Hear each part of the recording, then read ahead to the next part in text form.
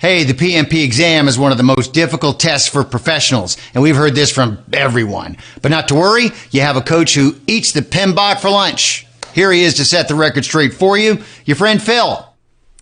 Hello, my friends. I hope you're doing awesome. Welcome to our quick discussion about the CAPM exam.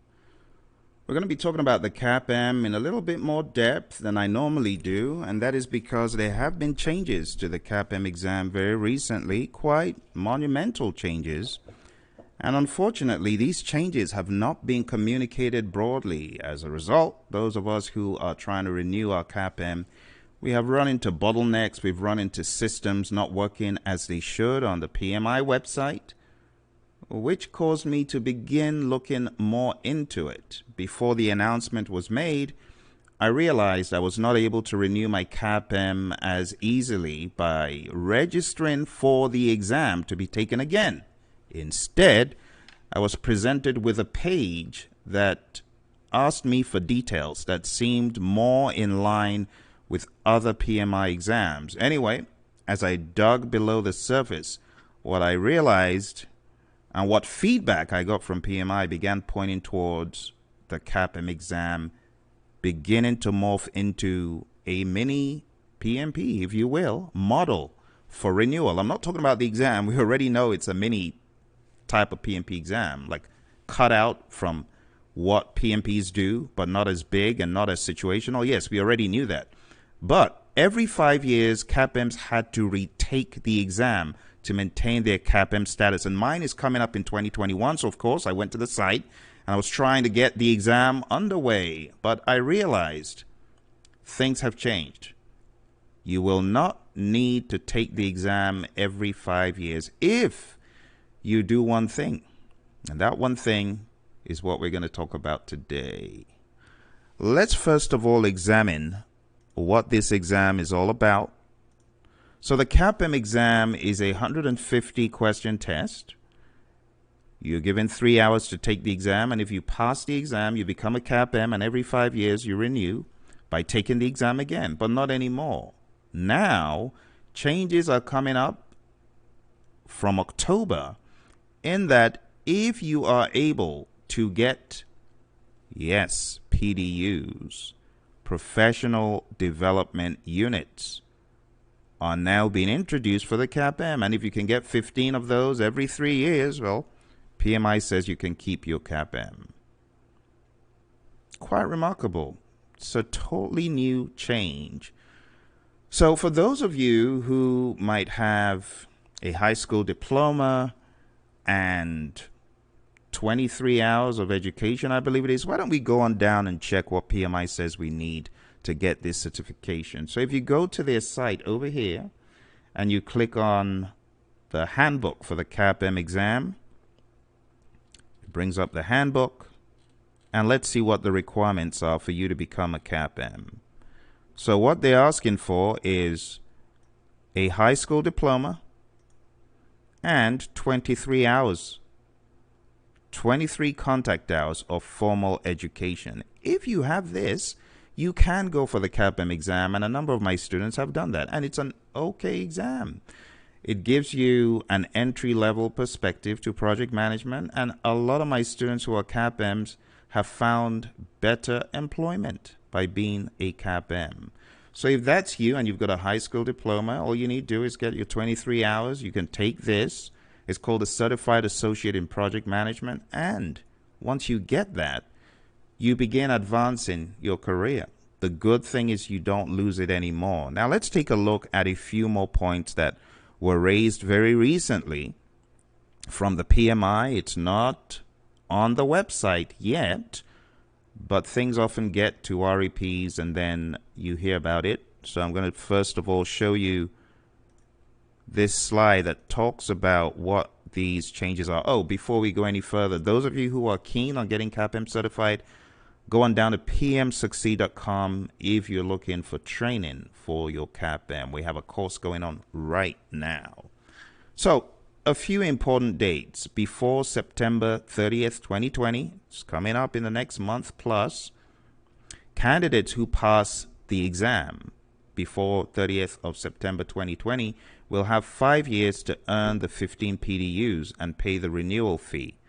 So that means if you're thinking of taking the CAPM exam, you probably want to do it before September 30th because it gives you 5 years to be a CAPM without having to renew. But if you take it after October 1st, candidates who pass the exam after 1st of October will have 3 years to earn the 15 PDUs and pay the renewal fee. Now, we didn't pay renewal fees for the CAPM before. We would just take the exam. So when I went into the PMI site, and other colleagues of mine went into the PMI site and realized they were asking for renewal fees, it didn't really add up because we knew there were no renewal fees. There were only exam retakes or taking the exam all over again. And that has gone away as a requirement. However, if you do not meet the requirements to renew, like the 15 PDUs, and you let it lapse, eventually, of course, you will have to retake the exam to be a CAPM. But take advantage of this. Those of you who are looking at having to take the exam all over again, if you go to the site, as I did, you'll find an option of renewal. And I'm not sure how much it is exactly, but go check out the prices if you are looking at renewing or keeping your CAPM. All right. So the new way to keep the CAPM certification, let's read. It says, Certified Associate in Project Management certification holders no longer need to reapply and pay $225 for members and $300 for non-members to retake the exam at the end of their certification cycle. That was me. I was looking at paying $225. They're saying I don't have to do that anymore. Starting on 1st of October, CAPM holders will instead start earning PDUs over a shorter certification cycle, 3 years, through our CCR program to remain active certification holders, just like what is required of our other certifications. CAPM holders will only have to earn 15 PDUs, that's 15 hours of continuing education requirements, over the new 3-year certification cycle and pay the certification renewal fee of $60 for members and $150 for non-members. So at the end of the day, more money, right? In that you just pay $150 or $60, depending on who you are, but more renewal fees for membership will probably emerge from this, and that's okay. I think that's better than having to take the exam all over again for $300 or $225. I think this was a fair move. It is not the most popular PMI certification, but it's definitely probably second or third in line. Probably it's PMP, ACP, then CAPM, or PMP, CAPM, then ACP. I think ACP has probably overtaken it. I haven't looked at the numbers in a while, but it's still up there in numbers.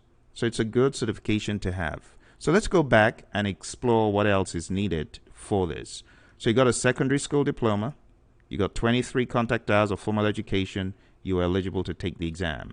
Now let's read what the exam is. What is the exam all about? Quick search. There we go. And what does it say? It says the CAPM exam is comprised of 150 multiple choice questions.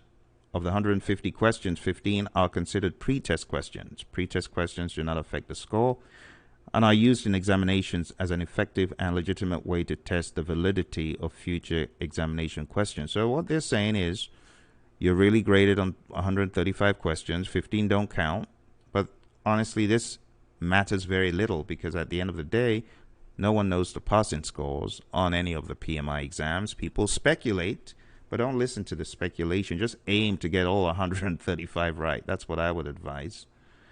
So the allotted time to complete the CAPM exam is 3 hours. It may take some certification candidates less, of course. There are no scheduled breaks during the exam. And by the way, when you submit your CAPM application, it's almost instant that you get feedback, a yay or a nay, depending on what you put into the system. But if your application is accepted, you can take the exam as soon as there's availability, which is kind of cool. And you can take the exam at home, just like the PMP exam. In fact, the CAPM exam started first being taken at home. So CAPM examination questions are developed and independently validated by global work groups of project management practitioners. The reference guide is the PMBOK Guide 6th edition. For those of you that don't know it, I'll show it. So this right here, this is the Project Management Body of Knowledge Guide 6th edition. This is what the exam is currently based on. Okay?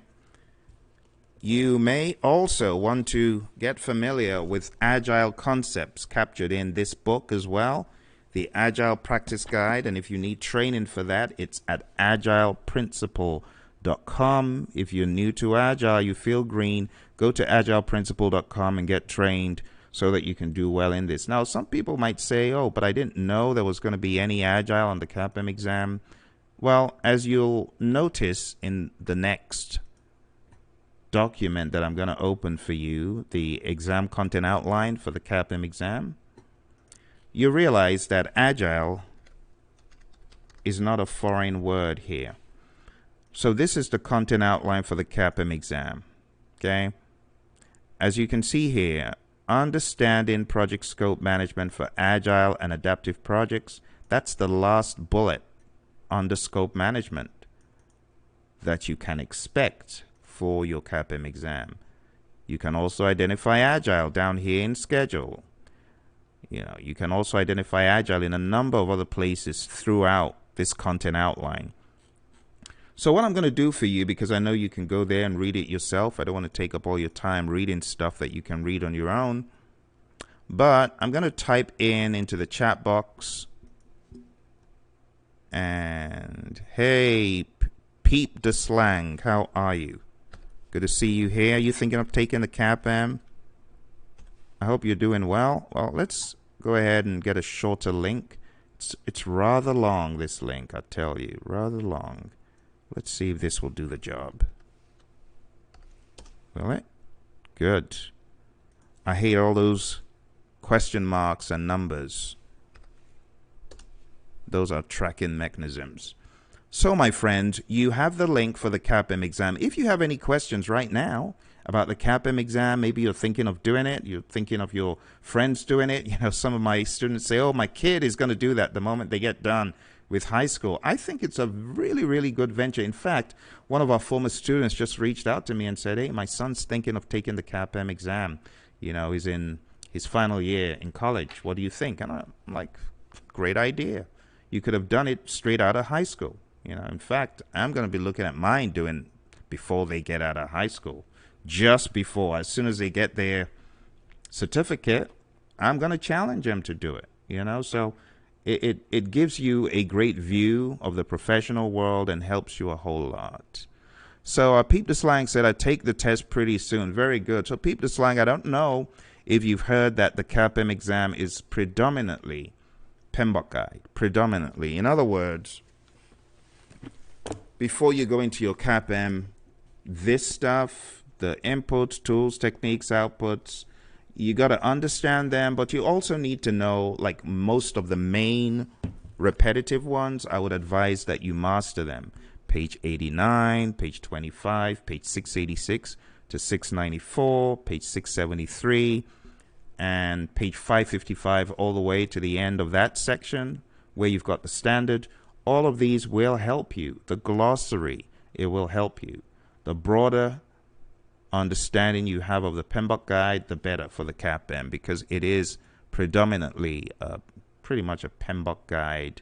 It's always been that way. I mean, like when I took the exam, and I've taken it twice. I took it in 2011, and then 5 years later, took it again in 2016. And like I said, my next exam is due to come up in 2021. Now, I might actually decide just to let it lapse so I can have the pleasure of taking the CAPM exam again.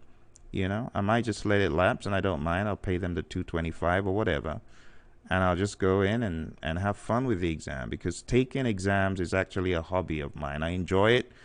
It's like a game to me, so I might just let mine lapse and might just go in and have fun. And and I never study for them because I'm always pretty ready.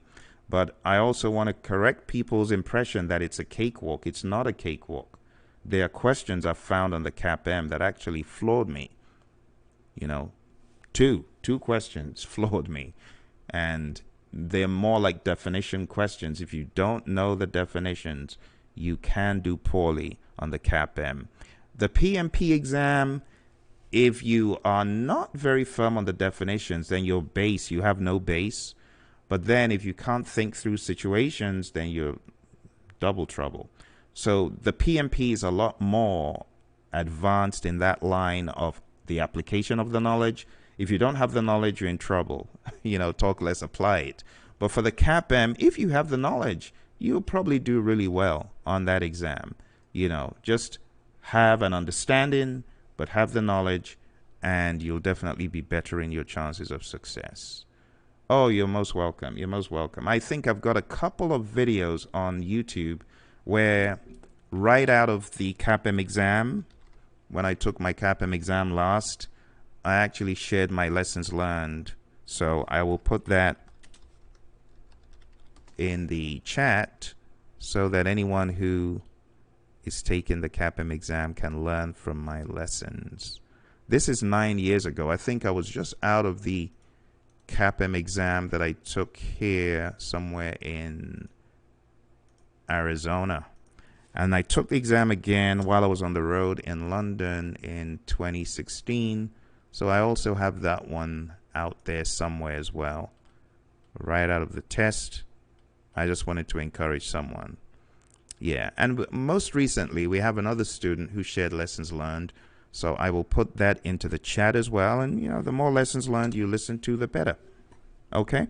So going back to our little page for the CAPM here, you can see we have the exam content outline. Definitely read that. The sample questions, which is a paltry offering of questions, to be honest. They've only got two. I've only got two questions here. This is probably not that characteristic of the CAPM anyway, but it says which interpersonal skill is displayed by developing a vision and strategy and inspires people to achieve that vision and strategy. The answer is leadership, but honestly, I think this is a little bit much for CAPM.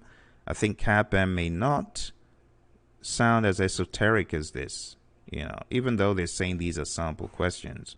Now we're talking. More like this, control procurement is performed as part of which process group?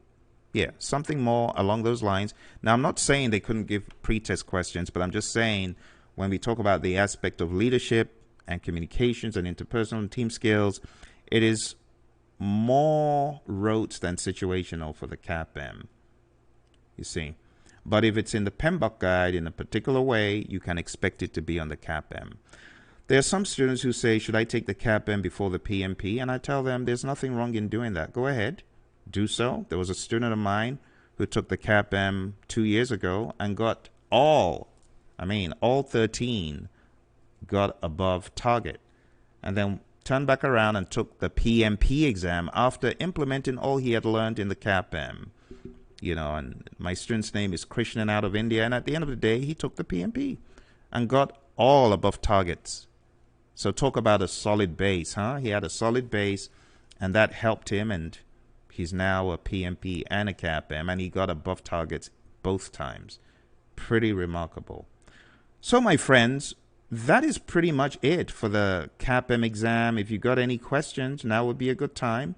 If you're thinking of taking the exam, if you are a member, it costs $225. If you're not a member, I believe it costs you maybe $75 more or so. But it's a good entry-level exam. If you have funds from your company for education, you're looking at taking the PMP, I would say play with the CAPM, build up your confidence, and then turn around and take the PMP, So it's a good exam to take. Let me finish off by showing you a little bit more in the content outline. So the breakdown of the exam is as follows.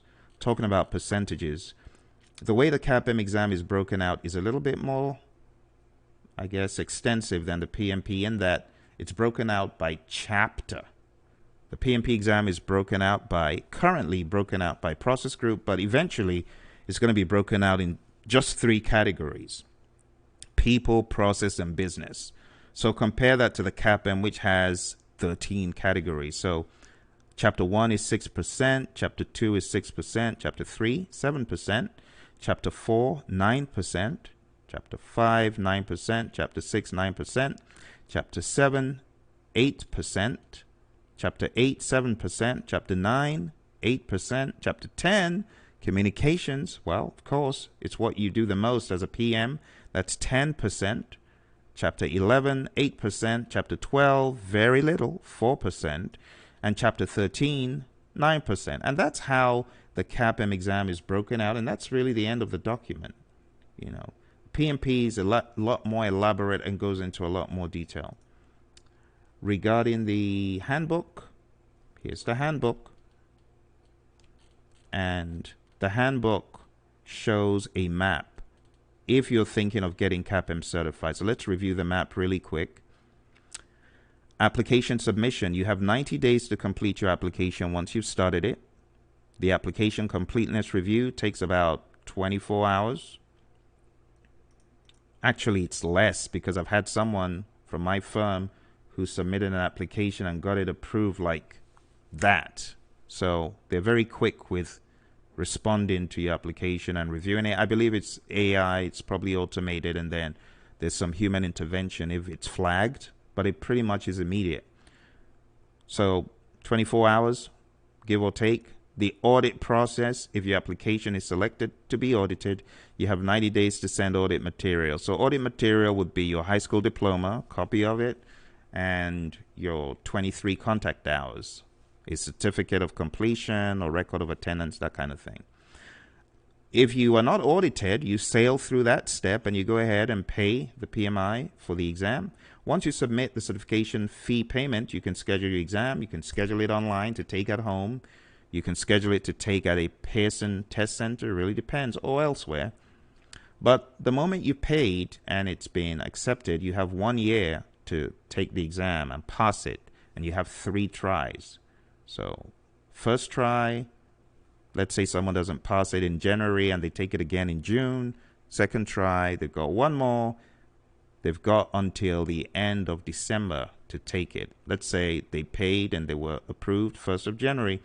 By end of December, they should have taken it a 3rd time and passed it. Otherwise, you're going to have to go through a cycle of taking it again. But if they took it 3 times and they failed, then they got a probationary period of 1 year to wait. You see, so they'll have a full year to wait in between. They took it in December, they failed it the 3rd time. They're going to have to wait January all the way to the next December before they take it. So assuming someone takes it in 2020 December, that was their 3rd time, they cannot take it again until 2022 1st of January, something like that. So just be aware of the ramifications of rushing to take the exam. You can take the exam up to 3 times during a 1 year period. And certification cycle, I know it says 5 years here, but like I just showed you in the presentation I just made, that is changing. It's going to be 3 years. Those who pay before, or those who take the exam before the 30th of September, those folks are going to be able to wait 5 years before renewal. See that? Those who take it after 30th of September, they will only have 3 years. Okay. I hope that answers any questions you might have about the CAPM exam, because all I wanted to do was give you clarity and share the news with you that no longer do you have to retake the CAPM exam to maintain CAPM status. And I think that is pretty cool. Very nice of the PMI to do that. It helps. It helps everyone, right? Any final questions before we close? Going once. Going twice. Going thrice. Okay, well, thank you very much. For those of you who are keen on the CAPM exam. Don't forget, we offer training for this. So if you go on down to Praizion.com, you'll see a course called PMP Exam Prep Camp. We offer it virtually via Zoom. We also offer it online self-study. But either one can be used to study for the CAPM exam as well. It's the same syllabus, but the area of concentration becomes deeper for those people who are taking the PMP. We have an additional set of quizzes and mock exams for those taking the PMP. For those taking the CAPM, it's very streamlined, and the workload is a lot less. All right, so if that's something you're keen on, go on down, as you can see there, to Praizion.com. All right, sign up. You can sign up for either the Zoom training, which is happening right now virtually every Saturday. We have students in the class who are going for the CAPM as well, so you won't be alone in the journey. Or you could just sign up for our online self-study. Okay, so Praizion.com is where you need to go. Thank you very much for joining me. Don't forget to share this with your friends, those thinking of project management as a career. And don't forget to hit like and subscribe. Thank you very much, and hopefully see you very soon. Bye for now.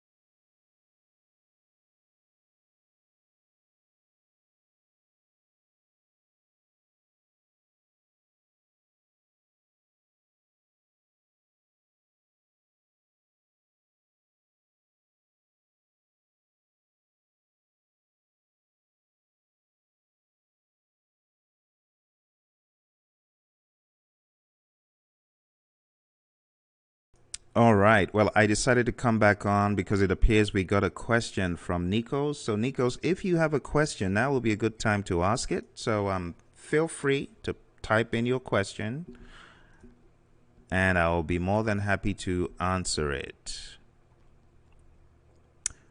All right. I see that, Nikos. So, you're taking your exam in November.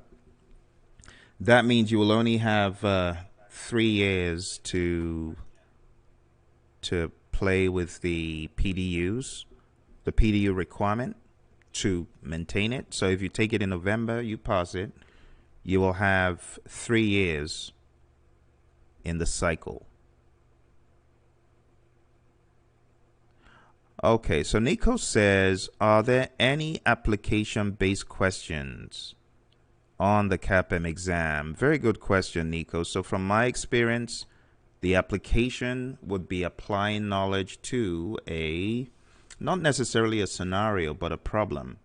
So I can show you a few ideas. Do you have a few seconds?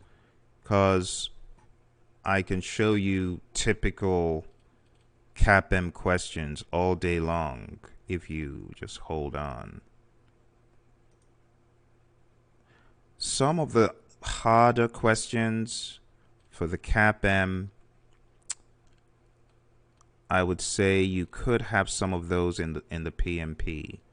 Let me just show you an assortment.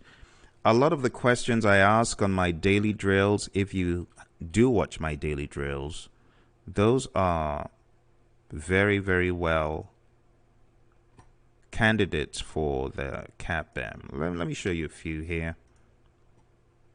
It wouldn't surprise me if there are questions of this level of difficulty. Okay, so this is a typical one.